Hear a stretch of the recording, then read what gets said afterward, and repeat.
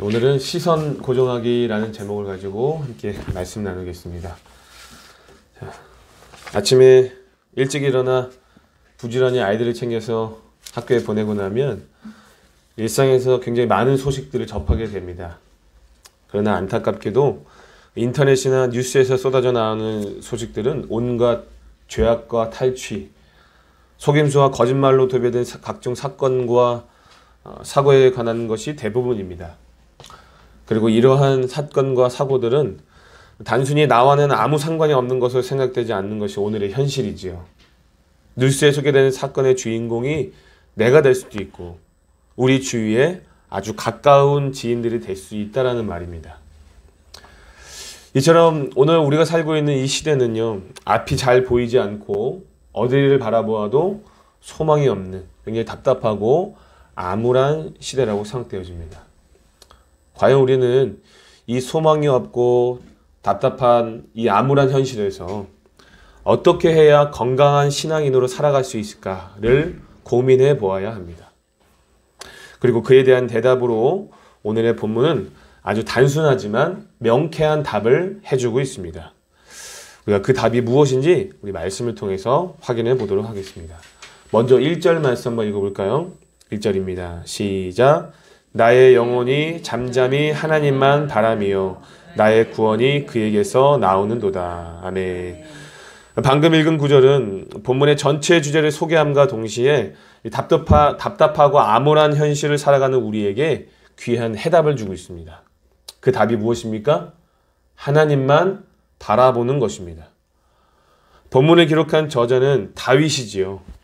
다윗은 인생에서 정말로 많은 시간 그리고 많은 사람들에게 굉장히 괴롭고 고통스러우며 생명의 위협을 받았던 사람입니다.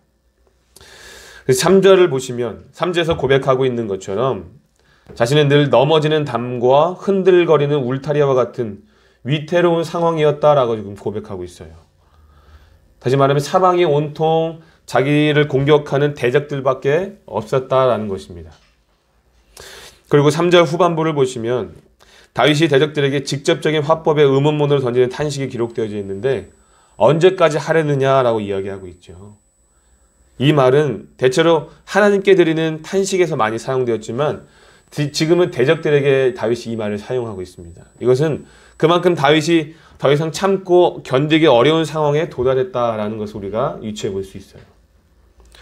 또한 이어지는 4절에서 고백하고 있는 것처럼 사람들이 다윗을 끌어내기 위해서 온갖 속임수와 거짓말로 공격하고 있다는 사실을 확인할 수 있습니다.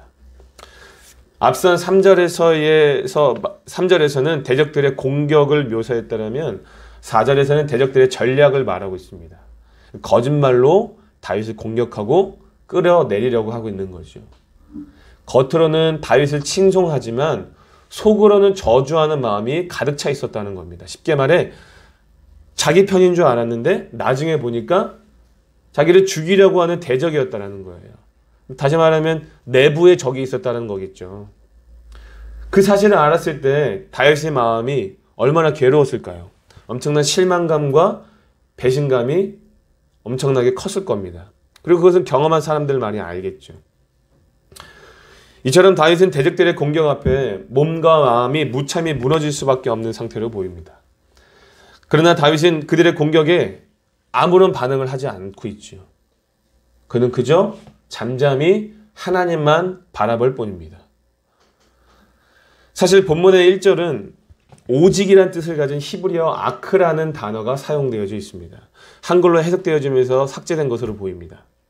히브리어 아크라는 단어는 참으로, 오직, 그럼에도라는 의미를 가지고 있습니다.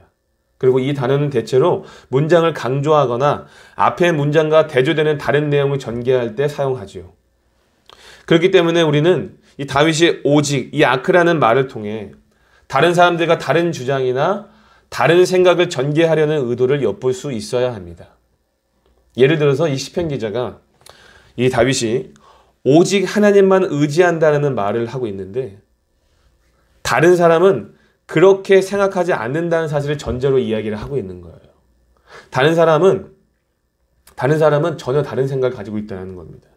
원문을 보면 이 아크라는 단어가 1절과 2절 4절과 5절, 6절과 9절에 나오는데 먼저 1절을 보시면 하나님을 향해서 잠잠히 바라보니 구원이 하나님에게서 나온다라고 이야기하고 있어요. 여러분 잠잠하다는 말은 무슨 말입니까? 조용히 하나님만 바라고 기다린다는 의미라고 우리가 생각해 볼 수 있겠죠? 그런데 여러분 다윗이 처한 상황을 생각해 본다면 하나님에 대한 전적인 신뢰가 없이는 아무것도 안 하고 잠잠히 기다리기가 굉장히 어렵습니다. 일반적인 사람이라면 마음이 동요가 되어지고 뭐라도 해야 할 것 같은 불안감이 든다는 거예요. 잠잠할 수가 없는 상황이다라는 거예요.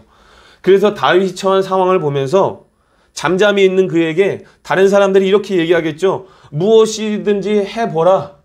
무엇이든지 해보라라고 종용했을 것이라는 말입니다. 실제로 우리가 다윗의 역사를 보면은 다윗이 사울을 죽일 수 있는 기회가 몇 번이나 있었고 그 옆에 있었던 요압이라는 자가 이 사람을 죽이려고 했지만 다윗은 어떻게 했습니까? 아무것도 하지 않고 돌아오지 않았습니까? 그렇죠? 옆에서 뭐라도 해야지만 당신이 평안할 수 있습니다. 라고 종용했을 거예요. 주위에서는. 그러나 다윗은 어떻게 했다는 겁니까? 잠잠히 그저 하나님만 바라볼 뿐이라는 거예요. 왜냐하면 2절에서 고백하고 있는 것처럼 오직 하나님만이 그의 반석이요 구원이시며 요새가 되시기 때문입니다. 그리고 이 고백이 다윗이 하나님을 신뢰하는 근거가 되는 것이지요. 반석은 대적이 도달할 수 없을 정도로 높은 바위로서 대적들의 공격에서도 쉽게 피할 수 있는 장소입니다. 요새는 언덕 위 높은 곳에 세운 견고한 성으로서 대적과 싸워 방어할 수 있는 곳입니다. 그러므로 하나님만 의지하는 다윗은 고난 중에도 좌절하거나 완전히 낙담하지 않으며 크게 흔들리지 않는다라고 지금 고백하고 있는 거예요. 다윗이 이렇게 자신 있게 고백할 수 있는 이유가 무엇일까요? 실제로 하나님께서 다윗에게 반석이 되어주시고 요새가 되어주시고 이 구원이 되어주시는 그 하나님의 능력을 이미 수차례 경험해 보았기 때문입니다. 우리가 성경을 잘 읽어보면 다윗이 정말 많은 사람들에게 생명의 위협과 어려움을 당하지 않았습니까? 그러나 그럼에도 불구하고 그는 그 모진 고난을 헤치고 당당하게 이스라엘의 왕이 되었습니다. 더 나아가서 나라를 강성하게 이끌었습니다. 숱한 위기가 있었어도 넉넉히 그 위기를 이겨낼 수 있었어요. 특별히 그 중에서도 사무엘하 5장의 말씀을 보면은요, 다윗이 이스라엘의 왕위에 오른 뒤에 당시 여부스 사람이 차지하고 있었던 시온성을 공격하는 장면이 사무엘하 5장에 나옵니다. 그때 다윗은 그 누구도 아무도 점령하지 못했던 그 시온산성, 말 그대로 난공불락이라고 불리는 그 시온성을 점령하고 또한 두로 왕에게 조공을 받으면서 점점 강성하여질 때 그가 어떻게 고백했는지 아십니까? 사무엘하 5장 12절에 이렇게 기록되어 있어요. 다윗이 여호와께서 자기를 세우사 이스라엘 왕으로 삼으신 것과 그의 백성 이스라엘을 위하여 그 나라를 높이신 것을 알았더라라고 고백하고 있습니다. 다윗은 그의 능력과 승리가 여호와께로부터 나온 것임을 분명하게 알고 있었다는 겁니다. 그 모진 고난을 헤치고 왕이 된 것과 이스라엘을 강성하게 하는 능력이 여호와께로부터 나온다는 것을 분명하게 알고 고백했다는 거예요. 이 본문에 기록된 다윗의 고백은 분명 그의 경험을 토대로 한 고백이라는 사실을 우리가 분명하게 확인할 수 있겠죠. 오직 그만이 나의 반석이시요 나의 구원이시요 나의 요새이시니 내가 크게 흔들리지 아니하리로다. 아멘. 자, 그런데 우리는 여기 2절의 고백을 통해 신앙생활의 또 다른 깨달음을 발견할 수 있습니다. 여기 이제 후반부를 보시면 다윗이 뭐라고 고백하고 있습니까? 내가 크게 흔들리지 아니하리로다 라고 고백하고 있는데, 이 말을 사실 직역해보면 넘어질 정도로 크게 흔들리지 않는다라는 말입니다. 이 말은 무슨 말입니까? 이 다윗이 하나님을 향한 신뢰가 있어도 마음의 흔들림은 있다라는 거예요, 없다라는 거예요? 있다라는 겁니다. 다시 말하면 사람의 마음이 온전하지 않다라는 거예요. 하나님을 향한 사람의 마음이 온전하면 우리가 신앙생활 왜 하겠습니까? 그렇죠? 이 자리에 나와서 왜 예배드리고 왜 말씀을 가지고 우리가 훈련을 하겠습니까? 그렇죠? 끊임없이 흔들리고 넘어지지만 하나님의 도우심을 얻고 힘을 내어서 다시 도전하는 그 과정을 통해서 온전해지는 것이 성도의 삶 아니겠습니까? 이 다윗조차 마음의 요동이 조금 정도는 있었다는 것을 확인해 볼 수 있겠죠. 자, 그래서 오늘 본문 말씀 5절 한번 읽어볼까요? 5절 말씀 보시면 읽어보겠습니다. 시작. 나의 영혼아 잠잠히 하나님만 바라라. 물은 나의 소망이 그로부터 나온도다. 아멘. 여기 5절은요. 1절의 평서문을 명령문으로 바꾼 것입니다. 1절에서 다윗은 나의 영혼이 잠잠히 하나님만 바라미요 라고 담담히 고백했지만 5절 방금 전에 읽은 5절에서는 자기 스스로를 독려하면서 자기 스스로에게 명령하고 있습니다. 다시 한번 결단하고 있다는 거예요. 왜 그렇습니까? 3절과 4절에 기록된 이 대적들의 공격 때문에 몸과 마음이 어떤 상태라는 거예요? 넘어지는 담과 흔들리는 울타리처럼 되었기 때문입니다. 그렇죠? 여러분 흔들리지 않고 피는 꽃이 어디 있겠느냐라는 시 구절이 떠올라요. 그렇죠? 이 다윗의 상태가 그랬다라는 겁니다.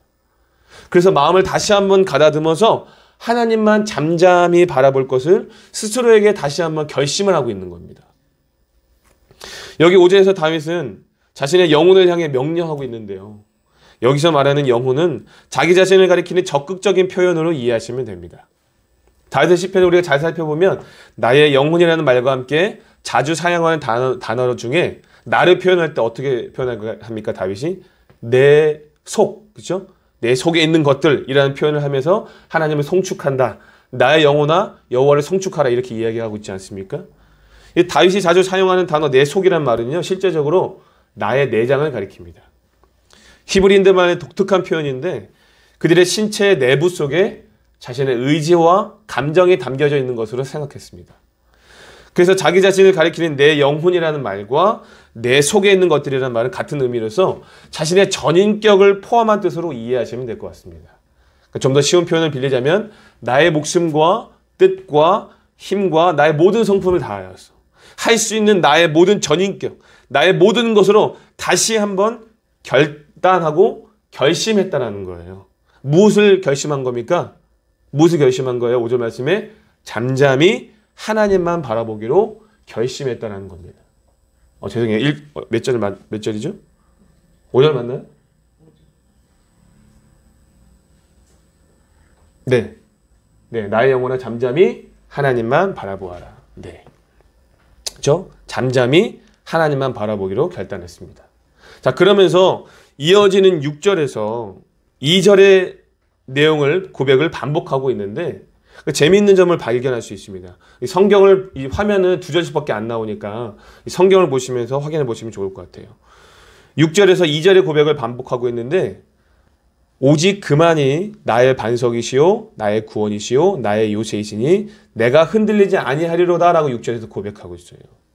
분명 앞선 2절의 고백에서는 오직 하나님이 나의 반석이요 구원이시며 요새가 되시기 때문에 뭐라고 고백했습니까? 크게 흔들리지 않는다라고 고백했지만 여기 6절에서는 크게라는 말을 사용하지 않았습니다.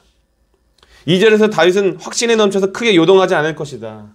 크게 흔들리지 않을 것이다 라고 자신 있게 고백했지만 이 대적들의 공격 때문에 몸과 마음이 만시창이가 된 그 체험을 통하여서 결코 이 크게라는 말은 있을 수 없다라는 그 겸손함을 깨닫게 된 것 같습니다. 그래서 마음을 다시 한번 다잡으면서 다시 한번 스스로에게 결단을 촉구하고 있는 거예요. 자, 이런 모습만 보아도 다윗이 얼마나 하나님 앞에 얼마나 진실한 사람인지 확인이 됩니다. 있는 모습 그대로 자신의 연약함을 하나님 앞에서 낱낱이 고백하며 겸손하게 나아가고 있는 거예요. 우리도 살다 보면 때때로 우리의 믿음을 시험당할 때가 굉장히 많습니다. 하나님께서 믿음의 성장을 위해 한 사건을 주셨을 때 우리가 믿음으로 반응하면 참 좋겠지만 그렇지 못한 경우가 더 많은 것이 사실이죠. 입으로는 하나님을 신뢰한다라고 말하지만 입으로는 하나님을 의지한다라고 말을 하지만 사실 속으로는 마음이 요동돼서 굉장히 두려워서 하나님이 아니라 그 문제에 매몰당하는 경우가 굉장히 많습니다. 그렇죠? 그러다가 문제가 해결되고 상황이 괜찮아지면 갑작스럽게 현실을 자각하는 시간이 옵니다. 그렇죠. 그 상황이 지나고 보니까 생각보다 그렇게 두렵거나 생각보다 그렇게 마음이 요동할 일이 아니다라는 것을 우리가 확인할 수 있다는 거죠. 그럴 때마다 굉장히 하나님 앞에 부끄럽고 마음이 무너지는 거예요. 내가 참 믿음이 없는 사람이구나. 왜 이렇게 마음이 요동될까? 잠잠히 하나님만 바라볼 수 없었던 건가? 그렇죠?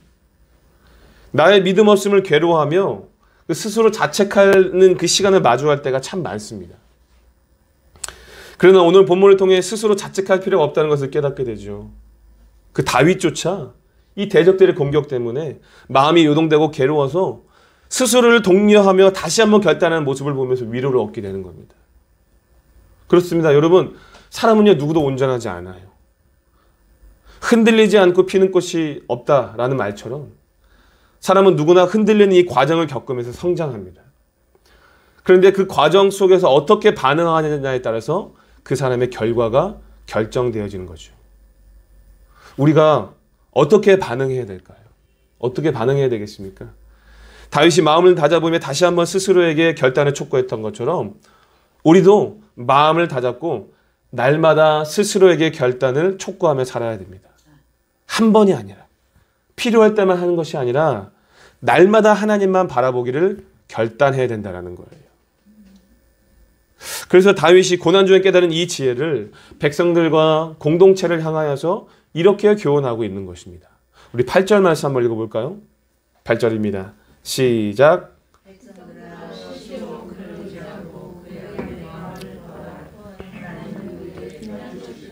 아멘. 우리는 이 구절을 통해 본문의 전체의 주제가 되는 하나님을 바라본다. 하나님을 바란다는 것이 무엇인지 구체적으로 깨달을 수 있을 것 같습니다. 두 가지를 깨달을 수 있는데 먼저 첫 번째로 하나님을 바란다는 것은 항상 하나님만 의지하는 것을 말합니다. 다윗은 지금 환난의 상황을 전제로 이 말을 하고 있죠. 사람이 살면서 고난과 역경을 당할 때가 있는데 그럴 때 흔들리지 말고 하나님만 의지하라는 겁니다. 다윗은 환난 중에 하나님께서 반석이 되어주시고 요새가 되어주신 그 경험을 토대로 하나님만 의지하라라고 백성들에게 권면하고 있죠. 자, 그런데 다윗은 이 하나님을 의지하는 이 권면을 그냥 하는 것이 아니라 어떻게 의지하라라고 권면하고 있습니까? 어떻게요? 서두에 보면 뭐라고 나와 있습니까? 시시로 의지하라고 권합니다. 다시 말해 항상 하나님을 의지하라는 말이에요. 항상. 하나님만 바란다는 것은 하나님을 어쩌다 한번 의지하거나 하나님과 함께 다른 것을 의지하는 것을 말하는 것이 아닙니다. 오직 하나님만 전적으로 신뢰하고 항상 의지한다는 것을 말해요. 여러분, 하나님의 백성들이 환난 중에 하나님을 의지하는 일은 당연합니다. 하지만 몇몇 그리스도인들의 삶을 보면 저를 포함하여서 전혀 그렇지 않은 것을 우리가 확인할 수 있죠. 하나님만을 유일한 소망으로 생각하지 않고 어쩌면 최후의 보루 정도로 생각하는 사람들이 있다는 거죠. 사람도 의지해보고 재물도 의지해보고 이것저것 의지해보다가 다 의지해보다가 안 되면 그때서야 하나님을 의지하는 불신앙을 보이는 것이 오늘날 우리의 모습은 아닌가라고 생각이 되어지는 거죠. 하나님을 바라는 신앙은 어쩌다 한번 하나님을 의지하거나 최후에 가서야 하나님을 의지하는 신앙이 아닙니다. 다윗이 권하고 있는 것처럼 시시로 항상 하나님을 의지하는 자입니다. 항상 우리의 신앙을 하나님께 고정하면서 사는 거죠. 여러분 해바라기 꽃 아시죠? 그렇죠? 해바라기가 항상 해를 바라보아야 살 수 있는 것처럼 우리 그리스도인들은 항상 우리 주님을 바라보아야 살 수 있는 존재라는 것을 우리가 깨달아야 된다는 거죠. 항상 주님만을 바라보는 우리 주바라기가 되어야 된다는 겁니다. 이처럼 다윗이 하나님만 의지하라고 교훈한 이유가 무엇이겠습니까? 하나님만 의지하라. 그 이유가 뭐겠어요? 우리 9절과 10절 말씀 한번 읽어볼까요? 9절과 10절입니다. 시작. 아 슬프도다 사람은 입김이며 인생도 속임수이니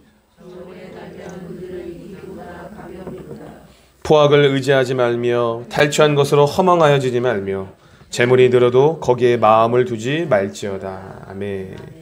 다윗은 지금 사람의 인생을 입김과 속임수로 표현하고 있습니다.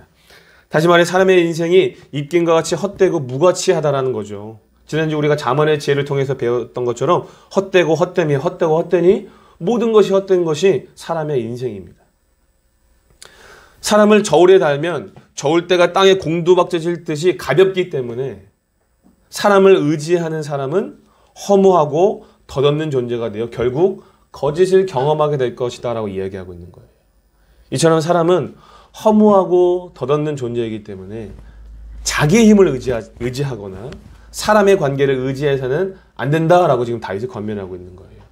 그래서 다윗은 이 구절의 교훈을 통해서 10절에서 사람에게 경고를 주고 있습니다. 사람은 허무하고 덧없는 존재이기 때문에 자기의 힘을 의지하거나 무자비하게 행동하지 말라라는 거죠. 특히 연약한 사람들을 압제하거나 착취해서 자신의 삶을 윤탁하게 하려는 시도를 하지 말라는 겁니다. 왜냐하면 사람은 누구나 입김처럼 헛되고 무가치하기 때문입니다. 심지어 우연히 재산이 늘어나는 경우가 생기더라도 거기에 마음을 두지 말라라고 가르쳐요.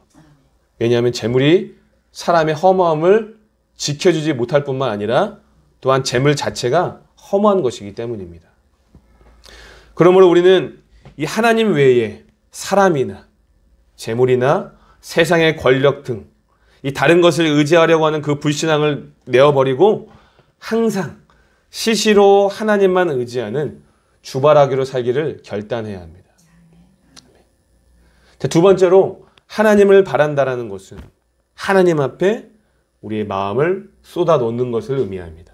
다시 말하면 진짜 하나님을 바라고 의지한다면 마음을 토해내는 하나님 앞에 우리의 마음을 토해내는 그 기도의 자리가 있어야 된다는 거죠.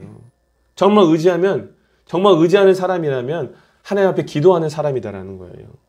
여러분 기도는 아름다운 미사역을 사용해야만 하나님이 들어주신 것이 아닙니다. 기도는 하나님과 당신의 백성들의 관계를 더욱 건강하게 해주는 은혜의 통로이며 은혜의 방편이죠. 다윗이 자신 있게 하나님만 바라본다라고 고백했지만 이 대적들의 공격 앞에 몸과 마음이 만신창이가 되고 나서야 내 마음조차 내 마음대로 할 수 없는 그 연약한 존재라는 것을 깨닫고 다시 한번 자신의 내면을 점검해 보면서 결단하지 않았습니까? 그렇죠? 그러므로 우리가 상처받고 깨진 마음을 가지고 하나님께 온전히 토해내는 사람이 진짜 하나님을 바라는 사람이다라고 볼 수 있는 거죠. 하나님을 바라고 의지한다면 그 상한 마음을 가지고 기도의 자리로 나와야 된다는 겁니다. 성도님들은 어떻습니까? 하나님 앞에 마음을 쏟아놓고 계십니까? 성도들의 마음에는 쌓인 말들이 너무너무 많이 있어요. 있는 그대로, 느꼈던 그대로 말하고 싶지만 그 말을 쏟아놓을 사람도 장소도 여의치 않습니다. 그래서 마음에 담아둔 서러움도 많고 분노도 많고 좌절도 많아요. 그래서 반드시 우리가 마음을 토하는 시간이 필요해요.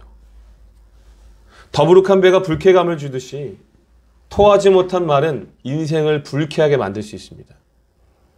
우리가 말로는 괜찮다고 말하지만 의연한 척 할 뿐이지 그 내면에는 해결되지 못한 것들이 염증을 만들고 고름이 되어서 사람을 괴롭게 하는 거예요. 그래서 우리는 이 하나님 앞에 우리의 마음을 토하는 시간이 반드시 필요합니다. 그래서 이 그리스도인들에게 있어서 마음을 토하는 일은요, 인생의 짐을 벗어버리는 일과 같습니다. 예수님께서 수고하고 무거운 짐진 자들아 다 내게로 오라. 내가 너희를 쉬게 하리라 라고 말씀하지 않았습니까? 우리의 유일한 피난처요 소망이 되시는 주님께 나아가 우리의 마음을 토로할 수 있어야 됩니다. 우리 찬양 중에도 이런 가사가 있잖아요. 주 예수께 조용히 나가 내 마음을 쏟아놓으라. 늘 미리 보시는 주님 그 은혜를 베푸시리. 아멘. 하나님께서 일거수일투족을 다 지켜보신대요. 다 알고 계신다는 거예요. 역대하 16장 9절의 말씀에 보면 여호와의 눈은 온 땅을 두루 감찰하사 전심으로 자기에게 향하는 자들을 향하여 능력을 베푸신다라고 말씀하고 있습니다. 능력을 베푸시기 위해서 자기에게 향하는 자들을 어떻게 하신다라는 거예요? 감찰하신대요. 감찰이 무슨 말일까요?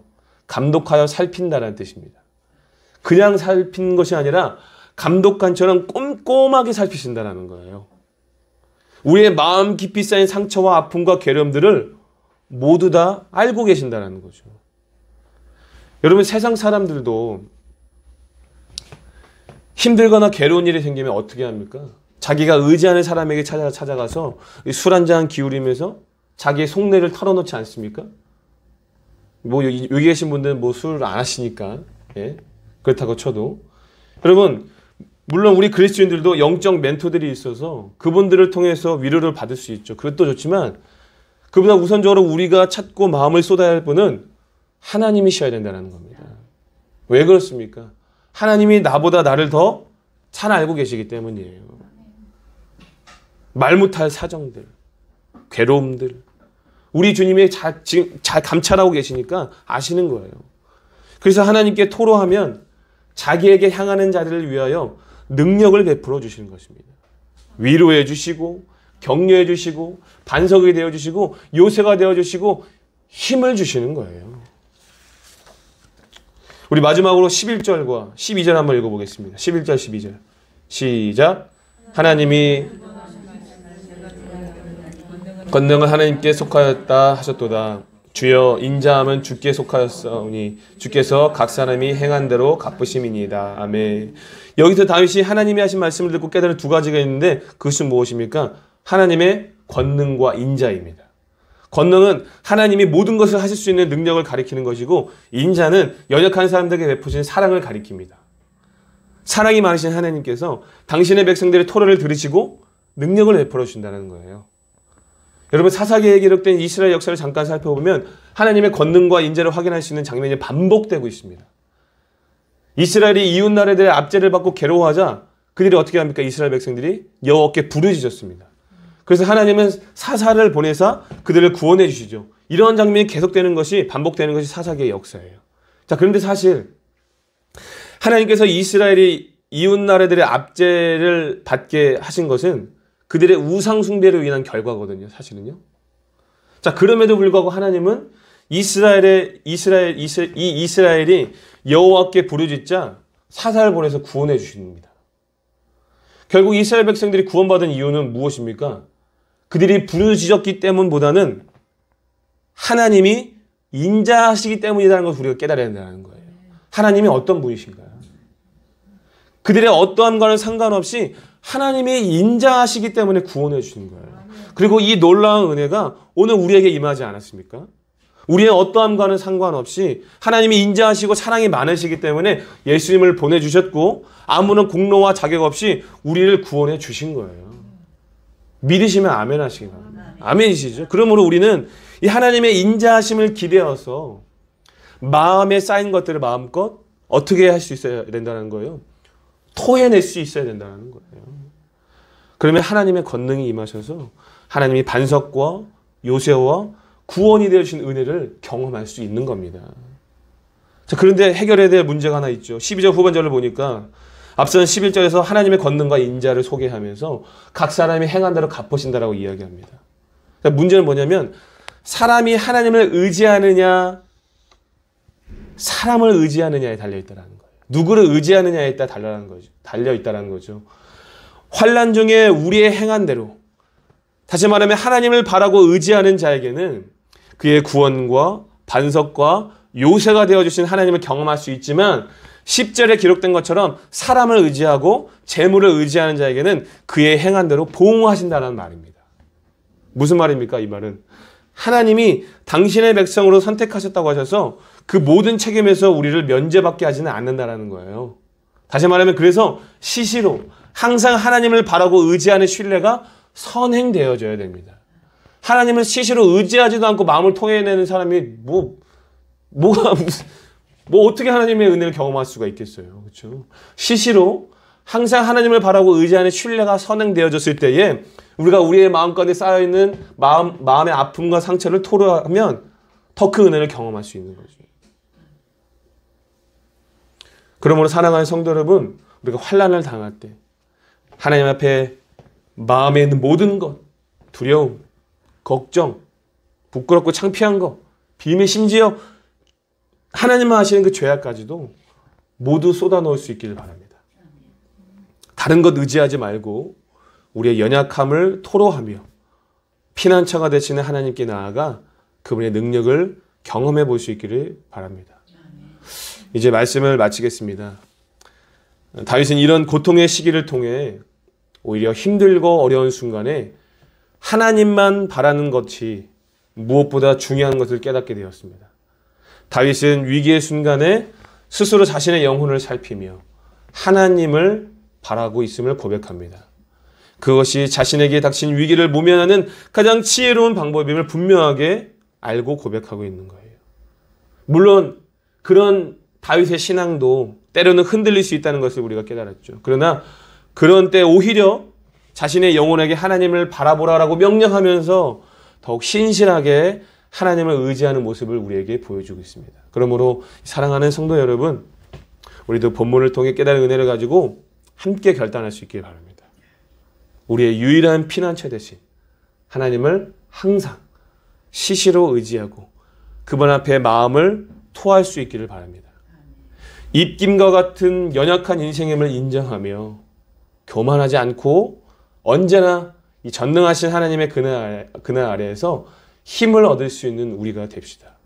그리고 그것이 하나님을 바라는 자들의 올바른 모습입니다.